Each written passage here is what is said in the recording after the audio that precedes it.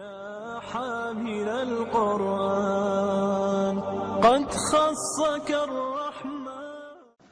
پھر ہے کہ ان کی صلاحیتوں کو دیکھ کر ان کو ذمہ داری دینا. ابو محذورہ کا واقعہ کسی نے سن رکھا ہے کہ جب وہ اذان کا مذاق اڑا رہے تھے؟ سنا ہوا کسی نے؟ ابو محذورہ کہتے ہیں کہ میں ایک مرتبہ چند نوجوانوں کے ساتھ نکلا. ہم لوگ حنین کے راستے میں تھے. نبی صلی اللہ علیہ وسلم واپس آ رہے تھے تو ہمارا ان سے آمنا سامنا ہو گیا. نماز کا وقت ہوا تو مؤذن نے اذان دی. ہم لوگ بھی کھڑے ہو گئے, لیکن ہم کھڑے ہو کر مؤذن کی نقل اتارنے لگے, مذاق اڑانے لگے. ہوتا نا بچے بعض اوقات کسی بھی چیز کا مذاق اڑانے لگتے تو ہم ایک دم ان کو ڈانٹ ڈپٹ کرنے لگتے ہیں. نبی صلی اللہ علیہ وسلم نے فرمایا ان کو پکڑ کے میرے پاس لے آؤ, اور ہم سے فرمایا کہ تم میں سے سب سے اونچی آواز میں کون بول رہا تھا؟ سب نے میری طرف اشارہ کر دیا, اور بات بھی درست تھی, اور کہتے ہیں کہ وہ اپنی بات میں سچے تھے. آپ نے سب کو چھوڑ دیا اور مجھے روک لیا کیونکہ میں نے ایسی شرارت کی تھی. آپ نے فرمایا اچھا اب پھر اذان دو.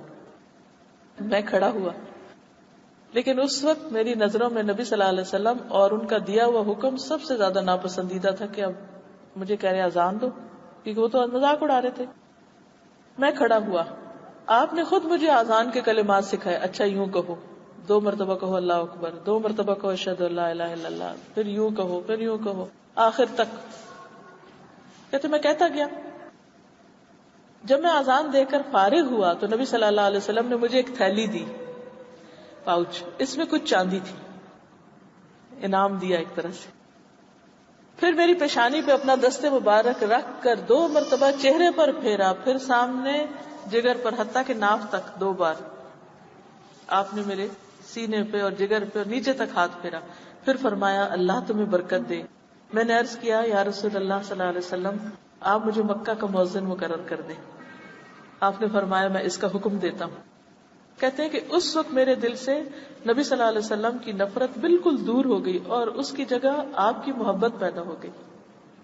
اسی واقعے کو آپ لیجئے کہ مثلا نماز ہو رہی ہے اور کچھ بچے کھڑے ہو کر امام کی نقلیں اتار رہے ہیں. ہوتا ہے نا کئی دفعہ کسی اسپیکر کی اتارنے لگتے ہیں, کسی امام کی, کسی آیت کی, کسی حدیث کی. ہم کیا کریں گے وہاں؟ ہمارے بچے مسجدوں میں جاتے ہیں, اگر کبھی شور ہنگامہ کر دیں تھوڑا سا, ہم کیا کرتے ہیں؟ کیا ہوتا ہے بچوں کے ساتھ مسجدوں میں سلوک؟ اور پھر دوبارہ مسجد آنے کا نام نہیں لیتے. ہم بگانا چاہتے ہیں ان کو, گلے سے اتارنا چاہتے ہیں, وہ بھی چلے جاتے ہیں. کسی نے کبھی کسی شرارتی بچے کے ساتھ یہ سلوک کیا جو نبی صلی اللہ علیہ وسلم نے ابو محذورہ کے ساتھ کیا؟ اور کس طرح ایک شر کو ایک مکمل خیر میں پلٹ دیا, کیونکہ ان کے اندر صلاحیت تھی مگر ساتھ ہی ان کو پتہ نہیں تھا کہ کرنا کیا ہے. ان کی کون سی تربیت ہو چکی تھی, وہ تو پہلی دفعہ حضور صلی اللہ علیہ وسلم کو دیکھ رہے تھے. ہمیں بچوں کے ساتھ ڈیل کرنا نہیں آتا, اس لیے بچے بگڑتے ہیں.